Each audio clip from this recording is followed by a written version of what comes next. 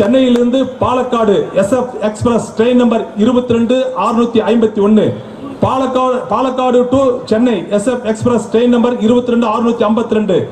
இந்த ட்ரெயினை மொரப்பூரிலே நிறுத்துவதற்கு அவர் ஆவண செய்ய வேண்டும் என்பதையும் இந்த நேரத்தில் கேட்டுக்கொண்டு, Honorable Minister Mr. Anbalagam, Minister for Higher Education, has just now given a letter to me. This is dated 4th March.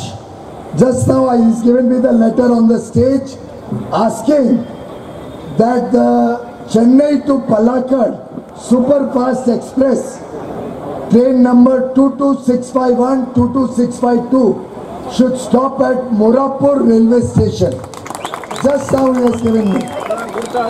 And the Modi government speed is that we have accepted this request.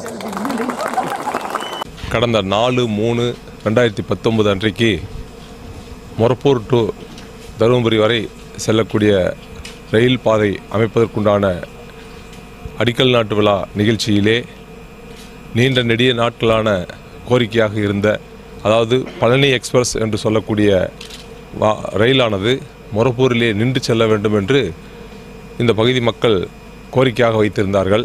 அதன் அடிப்படையிலே 4/3/2019 அன்று தருமபுரியிலே நடைபெற்ற அந்த மொரப்பூர் முதல் தருமபுரி வரை செல்லக்கூடிய ரயில் பாதை அமைப்பதற்குண்டான அடிக்கல் நாட்டு விழா நிகழ்ச்சியிலே மாண்புமிகு இந்திய அரசினுடைய ரயில்வே போக்குவரத்து துறை அமைச்சருடைய பார்வைக்கும் அவரிடம் கோரிக்கையாகவும் மாவட்ட மக்களுடைய கோரிக்கையை நான் கடிதம் மூலமாக கொடுத்தேன். அடிப்படையிலே நேற்றைய தினம், அதாவது 8/3/2019 முதல் பாலக்காட்டிலிருந்தே சென்னைக்கு செல்லக்கூடிய இந்த ரயிலானது மொரப்பூரிலே 11:29 மணி அளவிலே நின்று இந்த பகுதி மக்களை ஏற்றி சென்னைக்கு செல்லக்கூடிய நிலையை உருவாக்கி தந்தார். அதே போல் சென்னையிலே இருந்து பாலக்காடு செல்லக்கூடிய வகையிலே மொரப்பூரிலே 1:44க்கு நின்று அந்த மக்கள் ஏறி பழனிக்கு செல்லக்கூடிய நிலையும் உருவாகின்ற வகையிலே அமைத்து தந்து 3 நாட்களிலே அதிரடியாக இந்த ரயில் நிறுத்தம் செய்ததற்காக மாண்புமிகு பாரத பிரதமர் நரேந்திர மோடி அவர்களுக்கும், மாண்புமிகு ரயில்வே துறை அமைச்சர் அவர்களுக்கும், அதே போல் தமிழகத்துடைய முதலமைச்சர் அண்ணன் எடப்பாடியார் அவர்களுக்கும், துணை முதலமைச்சர் அண்ணன் OPS அவர்களுக்கும் மாவட்ட மக்களின் சார்பாக மனமார்ந்த நன்றியை நான் என்னுடைய சார்பாகவும் தெரிவித்துக் கொள்கின்றேன்.